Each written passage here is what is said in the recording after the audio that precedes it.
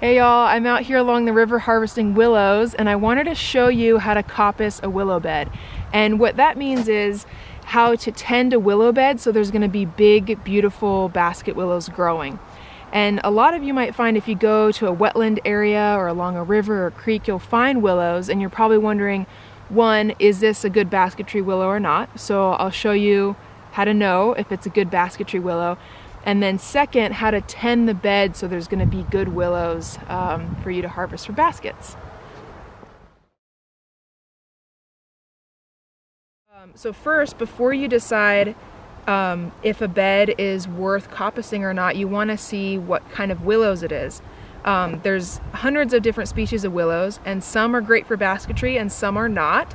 You don't need to know the species to know, but what you want to do is find a willow and wrap it around your finger, and you can see it doesn't break and it has a lot of twist in it. So a willow like this is a species of willow that's going to be great for basketry because I can wrap it and it's not breaking. So I know that these willows are worth coppicing.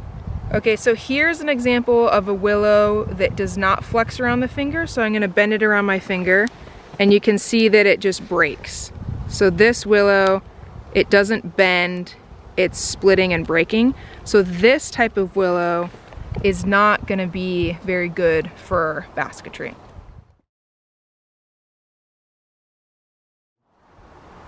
All right, on the hunt for basketry willows, what I'm looking for is very long and straight without any branches. However, there's none of those willows here. What we have here is a lot of bushy, branchy willows. So what I'm gonna do is I'm gonna cut them back, aka coppicing, and then next spring there's gonna be beautiful, nice long shoots just like this. Okay, willows are a plant that really likes interaction, and there's a lot of things that naturally coppice willows. And there's actually a really good example of this right here where a beaver has chewed the willow and now there's some straight shoots growing out. So let's look at that. So right here you can see where a beaver chewed this off, and then from there these new straight willows have grown out. And this is an example I see in nature all the time and really love harvesting beaver coppice willows. So the beaver has chewed this spot, but the beaver sign there's not a lot of active beaver sign. This is a pretty old sign. And so this area hasn't been fully coppiced by the beavers. There's just a little bit of odd sign here and there. So I'm gonna come in and I'm gonna mimic what the beavers do and what the elk do and come in and clip the willows back like this.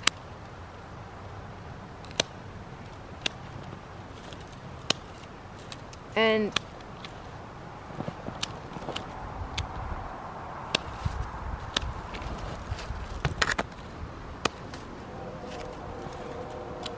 some of these big ones, you can get the bigger loppers. This guy's not gonna, there we go.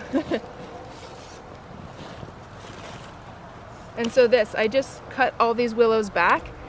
And it might not look very good right now, but in the spring there's gonna be, 4 or 5, 6 shoots, nice basket willow shoots off of each one of these cuts. And then if I tend this whole bed like this, there's beds that I've tended year after year, and every year they get better for harvesting basket willows. And so even these are wild willows, they're not a domestic cultivar, but with tending, they become really great basket willows. All right, so these willows here that I've cut, there's a bunch of different things you can do. When I'm in a muddy or sandy area, I'll just stick them right back in the ground, and then they'll usually grow. Here in the snow, the ground underneath is frozen, so they're not gonna grow, but these could be, I could transplant these somewhere else that need willows, along a riverbed or something, and stick them in. So that's what can be done with the ones that are cut. All right, I hope this was helpful, and I hope that you are inspired to find a willow patch near you to tend to year after year and hopefully harvest some really nice basket willows.